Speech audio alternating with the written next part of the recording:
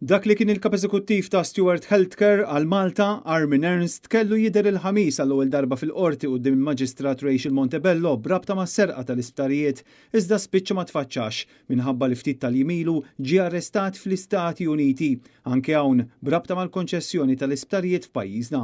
Armin Ernst qed jiġi investigat fl-Istati Uniti fuq il-konċessjoni tal-ftehim l-immaniġjar u l-operazzjoni tal-isptarijiet f'Malta.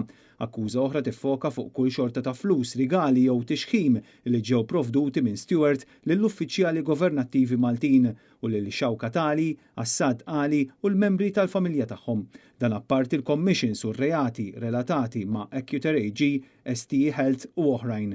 Armin Ernst flimkien ma' CEO internazzjonali ta' Steward Healthcare Ralph Della Torre qed jiġu investigati u jridu jiġdu f'ġuri li għandu jsir fl-Istati Uniti stess.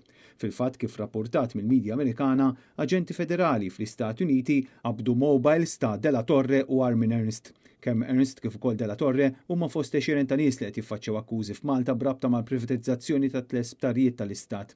Ftehim li l-qorti annullatu is-sena l-oħra wara l-kawża miftuħa mid-deputat Adrian Delija, fejn ikkonkludiet li d-deal kien biss frodi u aġir ta' konfoffa ma' uffiċjali tal-gvern. Sena tant iżda minkejja l-insistenza tal-kap tal-Partit Nazzjonalista Bernard Grech, il-gvern xorta għadu ma ġabx lura l-400 miljun euro li l-pajjiż rema f'dan il-ftehim. F'Mejju, Stewart iddikjarat falliment fl-Istati Uniti bil-Prim Ministru Robert Abela qed jibqa' jkaxkar saqajh dwar dan il-każ. Fl-istess xahar kienu tresqu l-qorti Joseph Muscat, Konrad Mizzi, Keith Schembri, Chris Fern, Edward Cicluna, Brian Tonna Carcini u diversi esponenti oħrajn tal-Gvern Laburista illi issa mistennija jgħaddu ġuri.